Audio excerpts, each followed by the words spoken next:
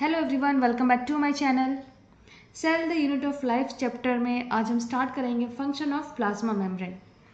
इसके पहले हम प्लाज्मा मेम्ब्रेन का स्ट्रक्चर क्या है, कैरेक्टरिस्टिक्स क्या क्या हैं, फ्लूइड मोज़ेक मॉडल किस तरीके का है, उसका डायग्राम कैसा है, ये सारी चीज़ें हम पिछले लेक्चर में डिस्कस कर चुके हैं। अगर आपको वो लेक्चर देखना है तो आप मेरे चैनल पर जाके देख सकते हैं। इस चैप्टर का आपको अलग से प्लेलिस्ट मिल जाएगा जिसमें कि जितने भी टॉपिक कवर हो चुके हैं आप उसमें जाके सारे लेक्चर्स देख सकते हैं। तो चलिए स्टार्ट करते हैं फंक्शन ऑफ प्लाज्मा मेम्ब्रेन। सबसे पहले हमें फंक्शन ऑफ प्लाज्मा मेम्ब्रेन में ये देखना है कि सबसे पहला फंक्शन क्या है। सबसे पहला फंक्शन तो ये है कि प्लाज्मा मेम्ब्रेन सेल को एक डेफिनिट शेप प्रोवाइड कराता है, मतलब कि एक प्रॉपर शेप सेल को प्रोवाइड करवाता है, एक सेल का प्रॉपर शेप होने में हेल्प करता है। दूसरा फंक्शन ये है कि ये एक मैकेनिकल बैरियर की तरह एक्ट करता है। सेल के अंदर बहुत सारी चीज़ें होती है, सेल का बहुत सारे इंटरनल कंटेंट्स, यानी कि सेल के अंदर बहुत सारी चीज़ें हैं, तो उसको क्या करता है कि सेल के अंदर जितनी भी चीज़ें हैं उन सबको प्रोटेक्ट करता है। एक बैरियर की तरह ये काम करता है, जिससे सेल के अंदर की जितनी भी चीज़ें हैं सारी की सारी प्रोटेक्ट होके अंदर रहेंगी। नेक्स्ट इसका फंक्शन ये है कि ये जो मेम्ब्रेन होता है ये सेलेक्टिवली परमिएबल होता है, यानी कि सारी की सारी चीज़ें सेल के अंदर नहीं जा सकती हैं। कुछ एक लिमिटेड चीज़ें, जो ज़रूरी चीज़ें हैं वही क्या होंगी, सेल के अंदर इंटर करेंगी, और जो चीज़ें वेस्ट हैं वो सेल के अंदर से बाहर आएंगी। तो ये क्या करता है, सेलेक्टिव चीज़ों को ही, सेलेक्टिव सब्सटेंसेस को ही सेल के अंदर अलाउ करता है जाने के लिए, और सेल के अंदर से बाहर आने के लिए अलाउ करता है। तो यानी कि ये डिटरमाइन करता है, बोल सकते हैं, या इसे पता होता है कि कौन कौन सी चीज़ों को सेल के अंदर एंटर करना है और सेल के अंदर से बाहर आना है। तो ये इसका एक फंक्शन हो गया।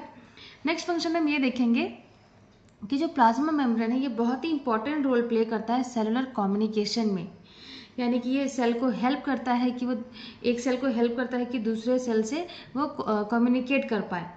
अब इससे क्या होगा कि इससे ये होगा कि जो सेल है वो आपस में क्या करेंगे, कोऑर्डिनेट करेंगे और अपने एक्टिविटीज़ को पूरा करेंगे। तो ये बहुत ही इंपॉर्टेंट फंक्शन है कि सेलुलर कम्युनिकेशन में हेल्प करता है प्लाज्मा मेम्ब्रेन, जिससे कि सेल कम्युनिकेट करते हैं एक दूसरे से और कोऑर्डिनेट करते हैं अपनी एक्टिविटीज़ को पूरा करने के लिए। नेक्स्ट हम देखते हैं इसका फंक्शन क्या है। तो नेक्स्ट फंक्शन है कि जो प्लाज्मा मेम्ब्रेन है ये हेल्प करता है एडेशन में और रिकॉग्निशन में, यानी कि इसका मतलब क्या हुआ कि ये मेम्ब्रेन, इस मेम्ब्रेन में क्या होता है, ग्लाइकोप्रोटीन और ग्लाइकोलिपिड्स होते हैं इनके आउटर सरफेस पे। तो ये दो चीज़ें इनके आउटर सरफेस पे हैं। हमने जब फ्लूइड मोज़ेक मॉडल देखा था उसमें भी हमने देखा था कि ग्लाइकोकैलिक्स प्रेजेंट है। तो ग्लाइकोकैलिक्स क्या है, ग्लाइकोप्रोटीन और ग्लाइकोलिपिड्स ही हैं उसमें। तो ये इसके आउटर सरफेस पे प्रेजेंट रहती है दो चीज़ें। अब ये मॉलिक्यूल्स क्या करते हैं, एक आइडेंटिफिकेशन टैग की तरह काम करते हैं और अलाउ करते हैं सेल को कि रिकॉग्नाइज करे, मतलब सेल टू सेल एक दूसरे को रिकॉग्नाइज करे और एक दूसरे से अटैच हो, मतलब एक सेल दूसरे सेल से अटैच हो जाए। इस एडेशन से क्या होगा, इस अटैचमेंट जब हो रही है एक सेल से दूसरे सेल की, इससे क्या होगा कि टिश्यू फॉर्मेशन में हेल्प मिलेगा और टिश्यू फॉर्मेशन के बाद फिर ऑर्गन्स बनेंगे। तो बहुत ही इंपॉर्टेंट फंक्शन है कि प्लाज्मा मेम्ब्रेन हेल्प करता है एडेशन में, साथ ही साथ रिकॉग्निशन में।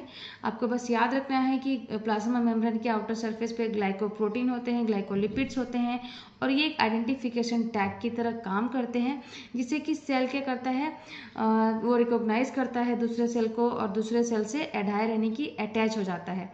और ये अटैचमेंट होने के बाद क्या होगा, हेल्प मिल जाता है कि टिश्यूज फॉर्म होंगे और ऑर्गन्स फॉर्म होंगे।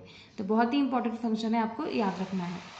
नेक्स्ट फंक्शन देखते हैं कि नेक्स्ट फंक्शन क्या है इसका। तो नेक्स्ट फंक्शन ये है कि प्लाज्मा मेम्ब्रेन क्या करता है कि सेलेक्टिव ट्रांसपोर्ट करता है। हमने पहले ही देखा कि सेलेक्टिव पेरिमिएबल है, मतलब सेलेक्टेड चीज़ों को ही सेल के अंदर जाने देता है। तो मॉलिक्यूल्स फ्रीली इस मेम्ब्रेन से पास नहीं हो पाते हैं। फॉस्फोलिपिड बाइलेयर जो होता है इसमें, उससे कोई भी मॉलिक्यूल फ्रीली पास नहीं हो सकता है। तो इसीलिए क्या हो रहा है यहाँ पे कि टू मेन मैकेनिज्म होते हैं ट्रांसपोर्ट होने के, मतलब जो मॉलिक्यूल्स होंगे वो दो तरीके से ट्रांसपोर्ट होके जाएंगे इस मेम्ब्रेन में। तो सबसे पहला ये है कि पैसिव ट्रांसपोर्ट और दूसरा होता है एक्टिव ट्रांसपोर्ट। एक एक करके हम इनको डिटेल्स में देखेंगे, बहुत ही इंपॉर्टेंट है ये। पैसिव ट्रांसपोर्ट क्या है, तो पैसिव ट्रांसपोर्ट में क्या होता है कि जो मॉलिक्यूल्स का ट्रांसपोर्टेशन हो रहा है ना, उन मॉलिक्यूल्स को ट्रांसपोर्टेशन होने में कोई भी एनर्जी की ज़रूरत नहीं है। मतलब एनर्जी का कोई भी यहाँ पे खर्च नहीं हो रहा है, एनर्जी की कोई भी रिक्वायरमेंट नहीं है। आराम से मॉलिकल्स क्या होंगे, बिल्कुल पास हो जाएंगे, ठीक है, इस मेम्ब्रेन से। तो एग्जाम्पल ऐसे कौन कौन से मॉलिकल्स हैं जो कि इजीली पास हो जाएंगे विदाउट एनर्जी के रिक्वायरमेंट के, विदाउट एनर्जी के एक्सपेंडिचर के? तो ऑक्सीजन है, कार्बन डाइऑक्साइड है, जिनके मॉलिकल्स इजीली पास हो जाते हैं अक्रॉस द मेम्ब्रेन। अब यहाँ पे एक चीज़ और याद रखना है कि जो पैसिव ट्रांसपोर्ट होता है ना, वो 2 टाइप्स के होंगे। एक तो सिंपल डिफ्यूजन का प्रोसेस हो जाता है और दूसरा होता है फैसिलिटेटेड डिफ्यूजन। अब ये सिंपल डिफ्यूजन और फैसिलिटेटेड डिफ्यूजन क्या है, तो ये भी बहुत सिंपल तरीके से मैं बताऊंगी।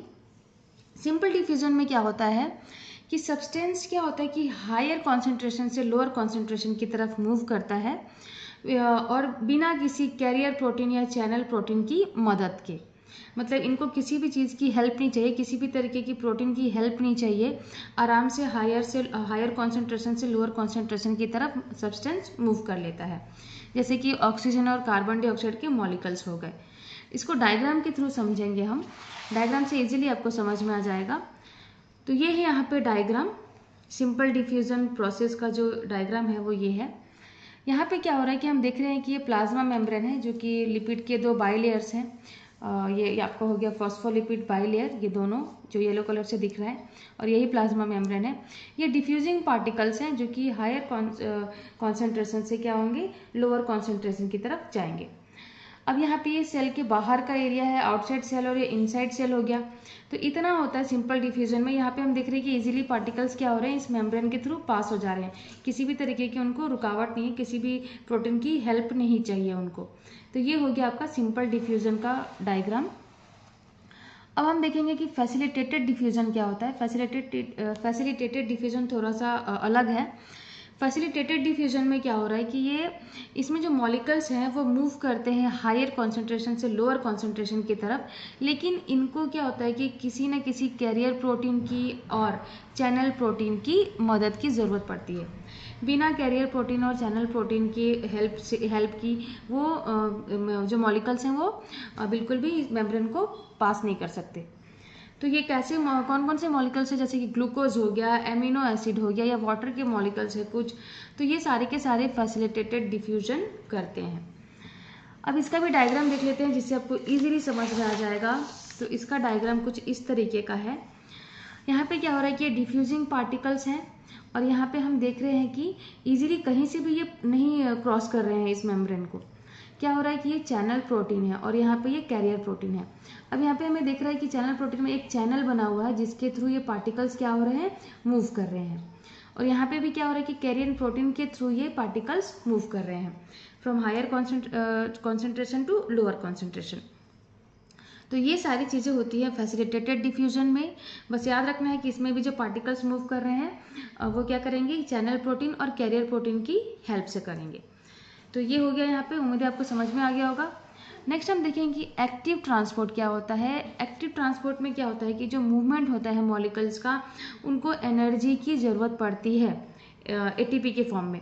बिना एनर्जी खर्च किए ये मॉलिकल्स मूव नहीं करेंगे, इनको एटीपी की ज़रूरत पड़ती है मूवमेंट के लिए।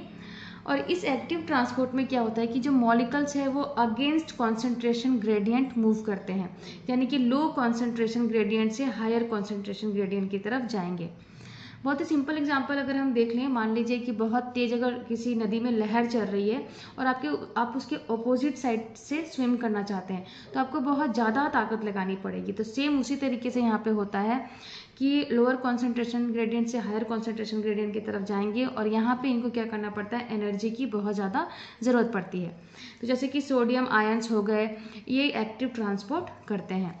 डायग्राम देख लीजिए, यहाँ पे ये डायग्राम है। यहाँ पे क्या हो रहा है कि ये लोअर कॉन्सेंट्रेशन ग्रेडियंट है और ये हायर कॉन्सेंट्रेशन ग्रेडियंट है, और यहाँ पे भी ये क्या कर रहे हैं, लोअर कॉन्सेंट्रेशन से हायर कॉन्सेंट्रेशन ग्रेडियंट की तरफ मूव कर रहे हैं। और यहाँ पे इनको एनर्जी खर्च करना पड़ रहा है, मॉलिकल्स को एनर्जी खर्च करके ये क्या कर रहे हैं, इस मेम्ब्रेन को पार कर रहे हैं। तो ये हो गया यहाँ पे एक्टिव ट्रांसपोर्ट। बहुत ईजी है ये, ज़्यादा कुछ इसमें कन्फ्यूजन की बात नहीं है। तो ये सारे के सारे जो फंक्शंस हैं ये प्लाज्मा मेम्ब्रेन के फंक्शन में ही आएंगे। उम्मीद है जो आपको आज का लेक्चर वो अच्छी तरीके से समझ में आया होगा। तो अगर आपको मेरे नोट्स समझ में आ रहे हैं तो मेरे चैनल को सब्सक्राइब कीजिए, मेरे वीडियोज़ को लाइक कीजिए और ज़्यादा से ज़्यादा शेयर कीजिए।